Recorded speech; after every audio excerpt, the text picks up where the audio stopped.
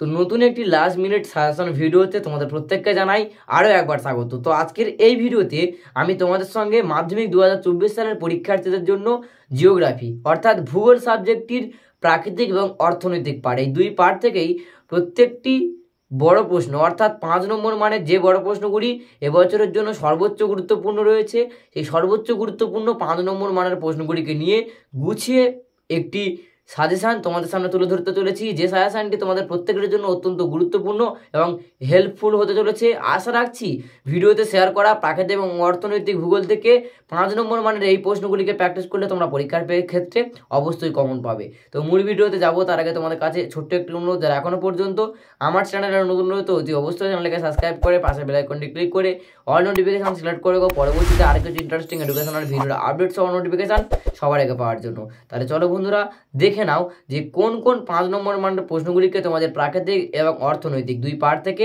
অবশ্যই প্র্যাকটিস করতে হবে। মাধ্যমিক ভূগোল লাস্ট মিনিট সাজেশন 2024 পূর্ণমান 5-এর জন্য প্রাকৃতিক এবং অর্থনৈতিক ভূগোল এই দুই পার্ট থেকেই যে প্রশ্নগুলিকে অত্যন্ত মনোযোগ সহকারে প্র্যাকটিস করবে এবছরের জন্য সেগুলিকে দেখে নাও।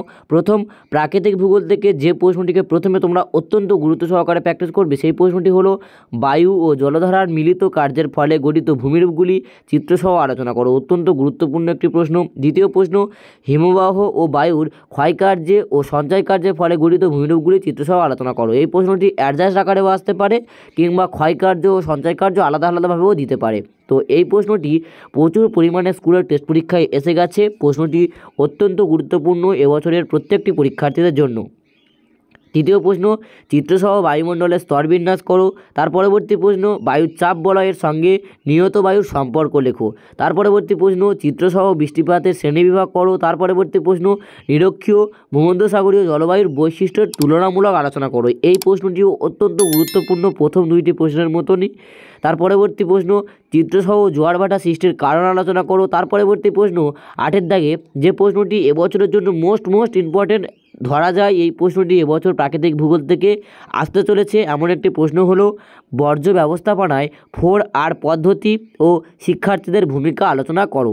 এটি তো শেষ হলো তোমাদের ভূগোলের প্রাকৃতিক পোর্শনের মূল সাজেশান। তো এর পরবর্তীতে আসবো অর্থনৈতিক ভূগোলের সাজেশানে। তো অর্থনৈতিক ভূগোলের সাজেশানে যাওয়ার আগে তোমাদের কাছে ছোট্ট একটু অনুরোধ, যারা এখনও পর্যন্ত ভিডিওটিতে একটি লাইক করোনি অতি অবশ্যই ভিডিওটিতে একটি লাইক করে পরবর্তীতে কী রকম বা কোন টপিকের উপর ভিডিও চাইছো সেটি অবশ্যই তাড়াতাড়ি কমেন্টে লিখে জানাও।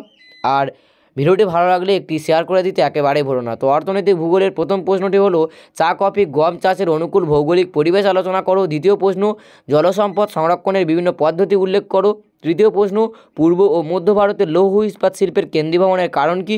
চতুর্থ প্রশ্ন, পশ্চিম ভারতের কার্পার বয়ন শিল্পকেন্দ্রের কেন্দ্রীভবনের কারণ এটি অত্যন্ত গুরুত্বপূর্ণ একটি প্রশ্ন।